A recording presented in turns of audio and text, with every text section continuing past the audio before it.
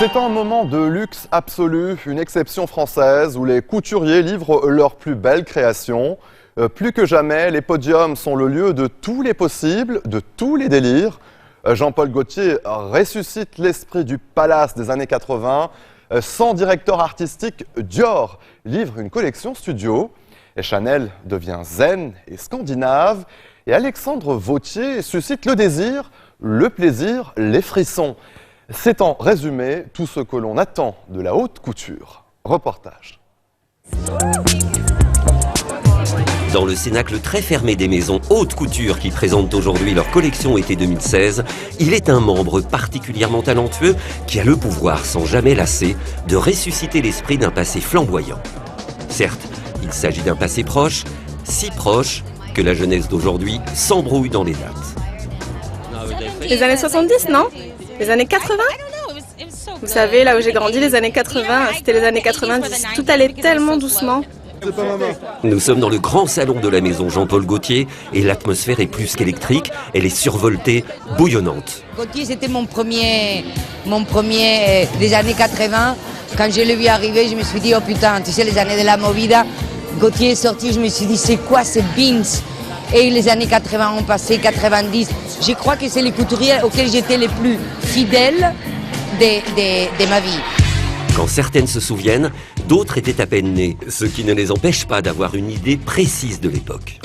Des filles qui étaient élancées, immenses, presque surhumaines, qu'on retrouve aussi un peu dans les vêtements de Jean-Paul Gaultier, aussi qui est dans la métamorphose aussi beaucoup, qui n'est pas que dans une vision figée de la femme. La femme, elle devient une amazone, elle peut devenir une guerrière, elle peut devenir un homme aussi, donc voilà, la liberté peut-être aussi. Celle du Palace, la mythique salle de spectacle inaugurée en septembre 78. Jean-Paul Gaultier a construit sa collection autour de la femme qui y tenait le rôle de physionomiste, également mannequin, sacrée reine des punks et décédée en septembre 2015, Edwige Bellemare. Quand j'ai appris la mort de Edwige, d'ailleurs, que je me suis dit, j'ai changé parce que je pensais faire une autre idée pour mon défilé, enfin pour ma collection. Et puis, en apprenant sa mort, je me suis dit, mais voilà, c'est elle en fin de compte, parce que ça correspondait tellement maintenant comme il y a une espèce de revival 80 et tout.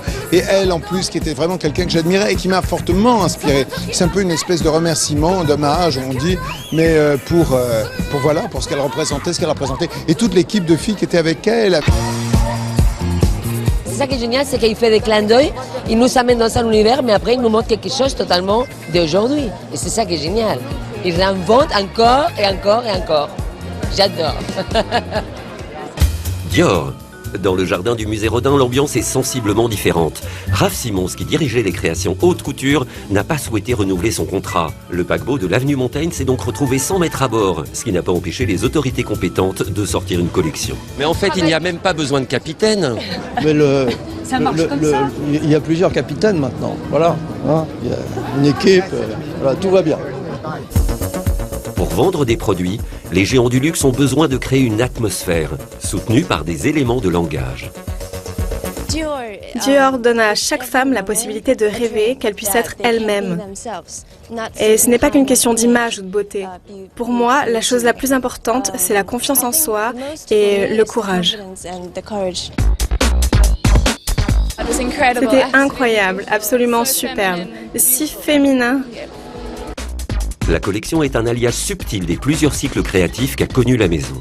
Ça marche très bien apparemment, mais on est très impatient de voir qui sera le prochain. Après le décès de Christian Dior en 1957, la maison n'aura vu passer en presque 60 ans que 5 directeurs de création. Yves Saint Laurent, Marc Bohan, Gianfranco Ferré, John Galliano et Raph Simons. Quelle personnalité pour reprendre le flambeau? Cette personnalité-là, elle devra savoir travailler avec les autres. Je pense que ça, c'est une qualité qu'on doit avoir tous aujourd'hui. Je chercherai quelqu'un qui comprenne ça et qui a envie d'aller avec cette équipe formidable. Une équipe qui a conçu cette collection sous la baguette de 2 fidèles de la maison, les Suisses Lucie Mayer et Serge Ruffieux. Ils continueront jusqu'à la nomination du successeur. Question qui ne se pose pas pour l'instant chez Chanel. Karl Lagerfeld, à plus de 80 ans, gère de main de maître l'héritage de Gabrielle Chanel depuis 33 ans. Aujourd'hui, exit les pharaoniques mises en scène. Bonjour la zénitude boisée scandinave. Le décor, dans un sens, doit correspondre aux vêtements, car c'est tout un univers. Et vous savez, dans les années 20, Chanel était surnommée la reine du beige, alors qu'elle n'avait jamais fait une telle collection. Là, la plupart des robes sont beige. Un décor écolo pour une collection écolo. Les broderies sont faites de bois et de paille. La robe de mariée, c'est super parce qu'ils l'ont portée comme ça sur cette fille qui a une dégaine super rock'n'roll et qui a une espèce de sweatshirt sur la robe alors que c'est couture et que c'est... voilà, c'est bien de mélanger un peu 2016 à la couture, c'est ça qui est intéressant, c'est ça qu'Karl a toujours su faire. Un sol d'herbes et de futaies, un cours d'eau douce, une maison de bois aux façades pivotantes.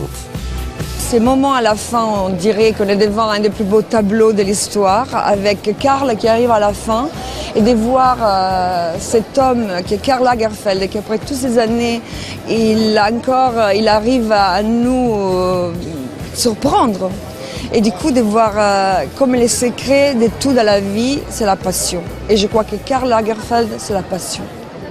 La couture ne peut se concevoir sans flamme, sans flash, sans star. Chez Alexandre Vauthier, couturier indépendant, les mannequins jubilent, sexy, conquérantes.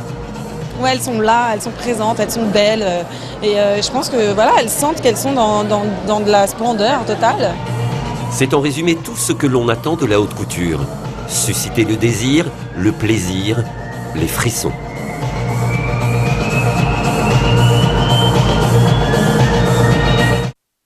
Il existe au nord de Paris un véritable sanctuaire gothique, la Picardie, qui abrite 6 des plus majestueuses cathédrales d'Europe. Depuis près de 1000 ans, elle rayonne dans le ciel de France et constitue aujourd'hui encore de véritables prouesses architecturales. Ce soir, dans Code 24, nous vous faisons découvrir 3 d'entre elles. Soissons, Beauvais, dans la voûte est la plus haute du monde, et Amiens, plus vaste cathédrale de France, inscrite au patrimoine mondial de l'UNESCO.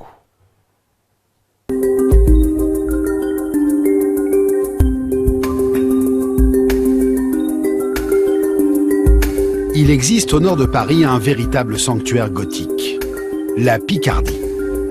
À elle seule, cette région abrite 6 des plus majestueuses cathédrales d'Europe. Depuis près de 1000 ans, elle rayonne dans le ciel de France. C'est une prouesse architecturale. Et ça devient si exceptionnel que cet art qu'on appelle gothique, qui s'appelait l'art français, se répand dans l'Europe et dans l'Occident médiéval de cette époque. C'est le modèle architectural qu'il faut copier. La cathédrale, elle est un lieu de maintien d'un certain art de vivre, d'un certain art de faire. L'art gothique est une ode à la lumière. Pour faire entrer le soleil dans leurs églises géantes, les bâtisseurs se lancent dans une course vers le ciel. Ils repoussent les murs, ouvrent des fenêtres, toujours plus grandes. La première cathédrale à défier les lois de l'architecture est érigée à Soissons, dans l'Aisne. Quand on arrive à Soissons, dans la nef de la cathédrale de Soissons, on est saisi par la hauteur. Elle dépasse les 30 mètres. Donc là, c'est véritablement le schéma directeur de l'élévation intérieure des grandes cathédrales gothiques. La cathédrale de Soissons incarne le passage de la première à la deuxième période gothique. Plus spectaculaire encore. Son bras sud, bâti en 1170, est un vestige exceptionnel de la première phase. Il y a, dans les années 1190, subitement un changement dans les élévations. On va passer de la fin magnifiée de la première architecture gothique au début de l'architecture gothique classique à 3 niveaux.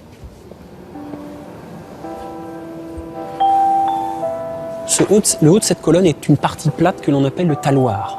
Et bien le taloir, dans les années 1175-1190 à Soissons, est situé à 4,55 m, alors que, regardez, juste à côté, le taloir de la nouvelle génération de l'église gothique, il est situé à 8,88 m, c'est-à-dire quasiment au double de la valeur initiale. À 100 km à l'ouest de Soissons se dresse Saint-Pierre de Beauvais. Avec cette cathédrale, les bâtisseurs défient littéralement les lois de la physique. La voûte de la cathédrale de Beauvais est la plus haute voûte du monde. Elle est connue pour arriver au point terminal de l'évolution de l'art gothique. Après la hauteur de voûte de 48 mètres qui est atteinte ici, on ne fera pas plus haut. Pour relever ce défi monumental, les créateurs ont redoublé d'ingéniosité. Mais les lois de la nature auront raison de la folie des hommes. En 1284, c'est le drame. Mais le problème de Beauvais, c'est que dans un fond de vallée, avec une église aussi haute qui dépasse les plateaux environnants, les effets du vent sont considérables. Et par une journée d'ouragan, il va y avoir des tremblements successifs qui vont faire qu'en fait, eh bien, les voûtes du chœur s'effondrent.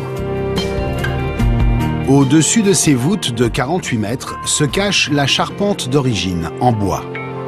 Elle abrite une relique de chantier qui n'a pas bougé depuis près de 1000 ans. Sans cet outil, les hommes n'auraient jamais bâti ces colosses de pierre. C'est la cage à écureuil. Vous avez un homme qui se met à l'intérieur de cette cage, qui la fait tourner, et la roue tournant, démultipliant la force de l'homme, évidemment, va permettre de hisser des charges au bout de cette corde, et des charges qui vont être considérables. Avec le temps, ces joyaux de pierre fatiguent. Pour les sauvegarder, pour qu'ils continuent à briller, il faut sans cesse les restaurer. C'est aujourd'hui le cas de la cathédrale d'Amiens. La nef sud est en pleine rénovation.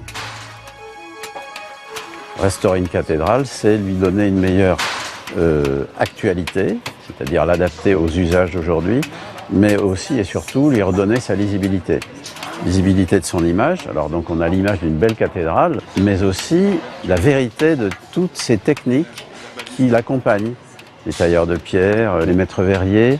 Donc ma mission, c'est faire en sorte que ce ne soit pas seulement une belle image d'histoire de l'art, mais que la cathédrale soit aussi un vrai conservatoire de savoir-faire. L'enveloppe extérieure de la cathédrale d'Amiens est un sommet de la sculpture gothique. Le propre de la cathédrale gothique, c'est de présenter un portail médiéval sculpté. C'est-à-dire qu'une cathédrale, non seulement c'est beau parce que c'est harmonieux, mais ça présente également une statuaire de très très haut niveau. C'est aujourd'hui comme si vous alliez voir les plus belles œuvres sculptées dans un musée. Autrefois, elles étaient à disposition de la ferveur, de l'admiration. En fait, on cherchait à mettre les hommes du Moyen-Âge en contact avec la beauté. Notre-Dame d'Amiens est la seule cathédrale achevée au Moyen-Âge. C'est aussi la plus vaste de France. En volume, elle fait 200 000 m3, donc il y a 2 fois le volume de Notre-Dame de Paris qui peut être contenu à l'intérieur. En 1981, consécration universelle. La cathédrale d'Amiens entre au patrimoine mondial de l'UNESCO. Amiens est une bonne synthèse de tout ce qui se fait de mieux dans l'art gothique, sans aucun doute. À la tombée de la nuit, la vieille dame reprend ses couleurs d'antan, cette robe chaleureuse qu'elle arborait il y a près de 10 siècles.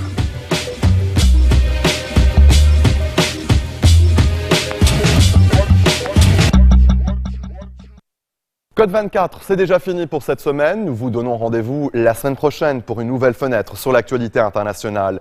Vous pouvez dès à présent revoir cette émission sur notre site internet. N'hésitez pas à nous envoyer vos commentaires à l'adresse qui s'affiche au bas de votre écran.